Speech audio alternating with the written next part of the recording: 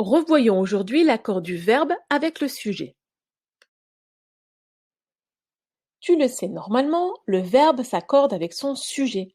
La terminaison du verbe va donc dépendre de la personne du sujet. Un sujet peut être de première, de deuxième ou de troisième personne, au singulier ou au pluriel. Pour trouver le sujet du verbe, on doit poser une question. C'est la question « qui est-ce qui » suivie du verbe. Dans cette phrase, arriva est le verbe. On demande donc qui est-ce qui arriva et le sujet, c'est Dark Vador. On va retrouver régulièrement des terminaisons identiques à certaines personnes. Le S, le T et le D au singulier, ONS pour le nous, EZ pour le vous et NT pour la troisième personne du pluriel. Attention, les verbes du premier groupe au présent de l'indicatif et du subjonctif vont prendre un E au singulier et à la troisième personne du pluriel.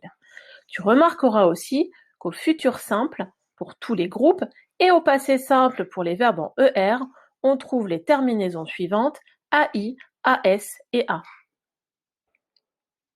La plupart du temps, le sujet est placé avant le verbe. Attention, il peut parfois être éloigné du verbe et séparé de celui-ci par des compléments. Dans la phrase « entra » et le verbe, si on pose la question « qui est-ce qui entra ?» c'est Dracula. Entre le verbe et le sujet, il y a d'autres mots. De même, le sujet peut être inversé, c'est-à-dire placé après le verbe. C'est le cas ici, puisque c'est une phrase interrogative. Un petit truc à retenir, si tu vois les pronoms je, tu, il, elle ou on dans un texte, ils sont forcément les sujets d'un verbe. Attention, devant le verbe, le, la, les et leur ne seront jamais des sujets. Attention, il y a des sujets pour lesquels on peut avoir un doute, parce qu'ils désignent de grandes quantités ou au contraire des quantités nulles. Il faudra que tu retiennes que tout, rien, personne, tout le monde, chacun, on et chaque font un accord du verbe au singulier.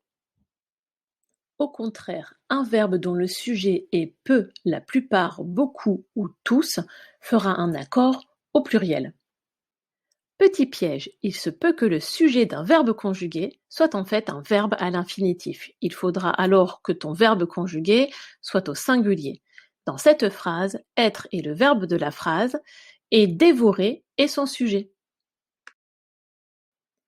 Enfin, si dans une phrase tu as le pronom relatif qui, il sera forcément sujet d'un verbe.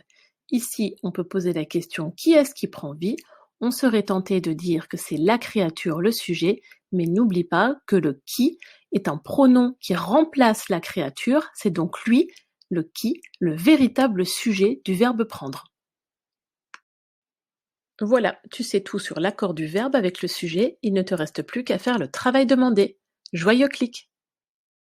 Created using Powtoon.